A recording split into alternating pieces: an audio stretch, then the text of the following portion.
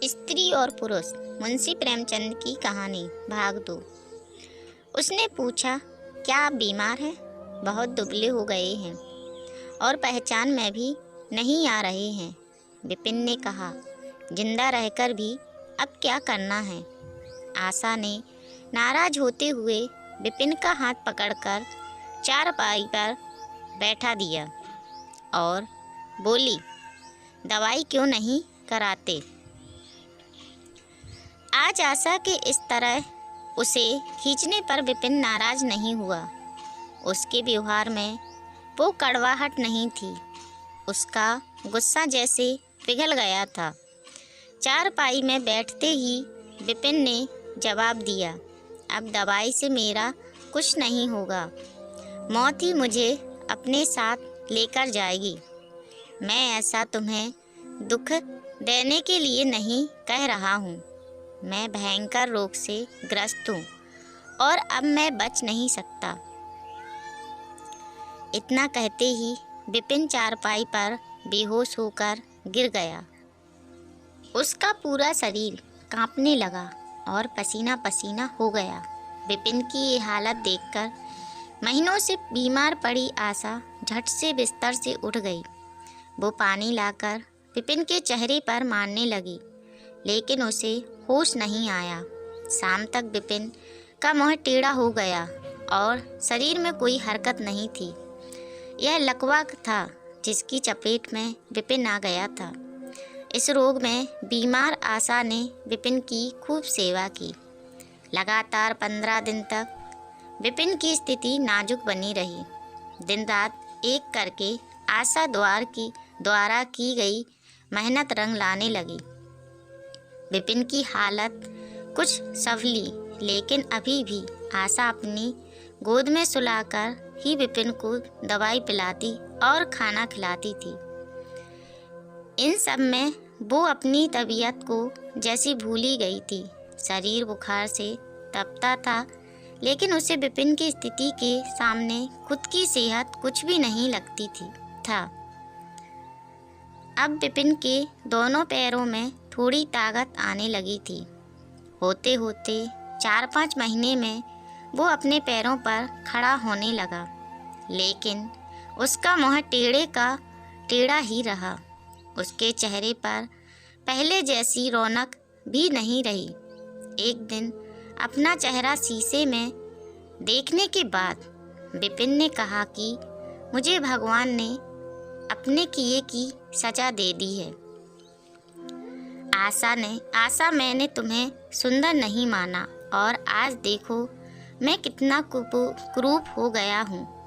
अब तुम भी मेरे साथ वैसा ही व्यवहार करो जैसा मैं तुम्हारे साथ किया करता था।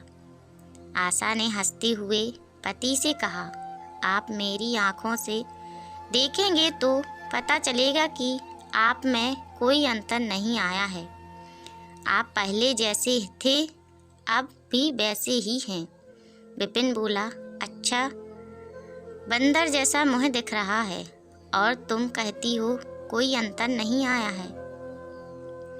तुम्हें मालूम है ना, भगवान ने मुझे मेरी करने की सजा दी है। सबने खूब जतन किए, लेकिन विपिन का मुँह सीधा नहीं हो पाया। पति के पैर पर खड़े के कुछ समय बाद ही आशा ने घर में पूजा रखी, क्योंकि उसने भगवान से विपिन के लिए मन्नत मांगी थी। पूरे मोहल्ले के लोग विपिन के घर में जमा थे। भजन संगीत चल रहा था। तभी आशा की एक दोस्त ने उससे पूछा, अब तो मुझे अपने पति का चेहरा देखने की इच्छा नहीं होती होगी। कैसा टेढ़ा हो गया है मुँह। गंभीर आवाज में आशा बोली, मुझे तो कुछ फर्क नजर नहीं आता है। उसकी दोस्त ने पलट कर कहा, चल झूठी, ऐसा थोड़ी होता है, बातें मत बना ज़्यादा।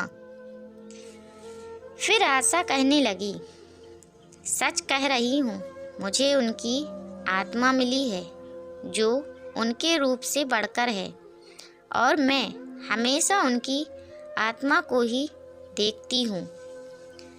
विपिन कमरे में दोस्तों के साथ बैठा था।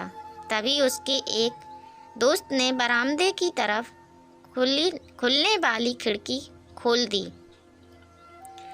उसने विपिन से पूछा, आज तो यहाँ कई खूबसूरत लड़की हैं, बता तुझे कौन सी अच्छी लग रही है। विपिन ने कहा, खिड़की बंद कर दो, और जहाँ तक रही पसंद की बात, तो मुझे वही पसंद है जिसके हाथ में फूल की थाली है। दोस्त ने पूछा, तेरे चेहरे के साथ पसंद भी खराब हो गई है क्या? मुझे तो वो दूसरों से कम खूबसूरत लगती है।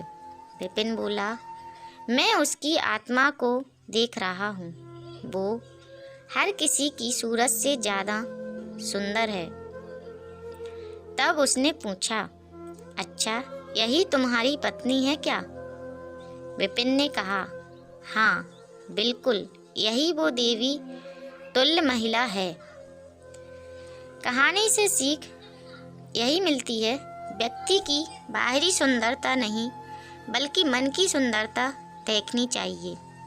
बाहरी सुंदरता कभी भी फीकी पड़ सकती है, लेकिन जिसका मन सुंदर है वो व्यक्ति हमेशा ही सुंदर रहता है।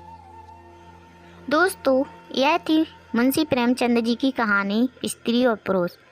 आई होप आप लोगों के लिए यह कहानी पसंद आई होगी। अगर कहानी अच्छी लगी हो तो कमेंट बॉक्स में ज़रूर बताना और एक लाइक ज़रूर कर देना। अगली मुंशी प्रेमचंद जी की कहानी देखने के लिए हमारे चैनल को सब्सक्राइब कीजिए।